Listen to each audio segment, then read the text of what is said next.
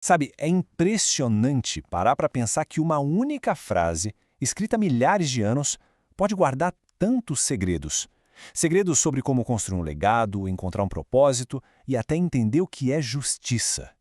Hoje, a gente vai mergulhar na sabedoria que está ali, num verso superpoderoso do livro de Provérbios, e ver como as camadas de significado dele ainda se aplicam e muito nas nossas vidas. E está aqui o nosso ponto de partida, Provérbios 13, versículo 22. Olha, à primeira vista parece uma declaração simples, né? Mas na verdade é um verso com duas partes, quase como se fosse um espelho.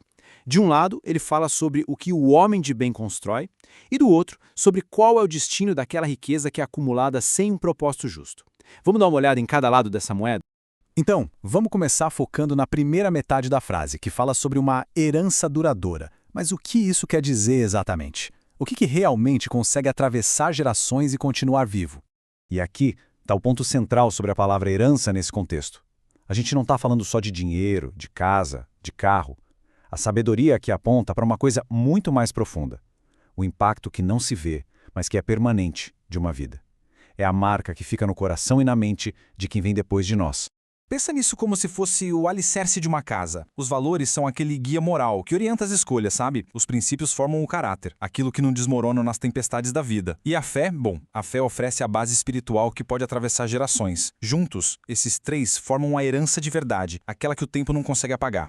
Isso, claro, faz a gente olhar um pouco ao redor e para dentro também, né? Poxa, se o verdadeiro legado é feito de valores e princípios, que tipo de herança, assim, coletivamente, está sendo construída hoje em dia? É uma pergunta que vale a pena a gente parar para pensar. Agora, vamos pular para a segunda parte do verso, onde a história ganha um contraponto. E é fascinante. Aqui, o foco muda para a riqueza e o propósito dela, introduzindo uma ideia de uma justiça que é quase poética em ação. O que a gente vê aqui são dois destinos bem diferentes para a riqueza. De um lado, recursos que foram acumulados, guardados sem um propósito maior. É quase como um rio que foi represado e agora não irriga mais nada. E do outro lado, a gente vê esses mesmos recursos sendo redirecionados, fluindo para um lugar onde eles podem, de fato, florescer e dar frutos. A ideia aqui não é de punição, mas sim de reequilíbrio. Então, o princípio central é esse, a ideia de que nada fica perdido no universo.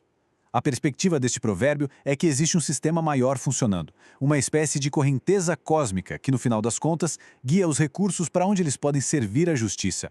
É uma visão que confia que existe um plano maior para o mundo. E é a justiça que amarra tudo. Viver uma vida justa não só constrói aquele legado positivo que a gente falou lá no começo, como também nos alinha com esse fluxo maior. É como se, ao agir do jeito certo, a gente se tornasse um canal para que os recursos do mundo encontrem seu verdadeiro e mais nobre propósito. Ok, a gente entendeu a filosofia por trás disso. Mas, sabedoria só tem valor quando a gente consegue aplicar. Então, como é que se constrói um legado assim no nosso dia a dia? É exatamente isso que vamos ver agora na parte final da nossa análise. Olha só, o caminho para construir esse legado pode ser resumido em 3 passos bem práticos. Primeiro, a reflexão. É parar e avaliar com sinceridade que valores as nossas atitudes estão transmitindo, sabe? Segundo, o gerenciamento. É tratar nosso tempo, nossos talentos, nosso dinheiro não como posses, mas como ferramentas que precisam ser bem administradas. E por fim, a ação. Usar tudo isso de propósito para fazer a diferença na vida de alguém. No fim das contas, é tudo uma questão de onde a gente coloca nosso investimento. Podemos investir em coisas que são temporárias, que se desgastam com o tempo, ou podemos investir naquilo que é eterno, no nosso caráter, na nossa comunidade, nos valores que defendemos. O convite aqui é focar naquilo que o tempo não consegue destruir. E assim, a gente volta para o presente. A pergunta final que este verso deixa não é sobre um futuro distante, mas sobre o agora. A questão é: que passo, por menor que seja, pode ser dado hoje para garantir que o legado em construção seja um de justiça e de impacto positivo amanhã? A resposta está nas nossas ações de cada dia.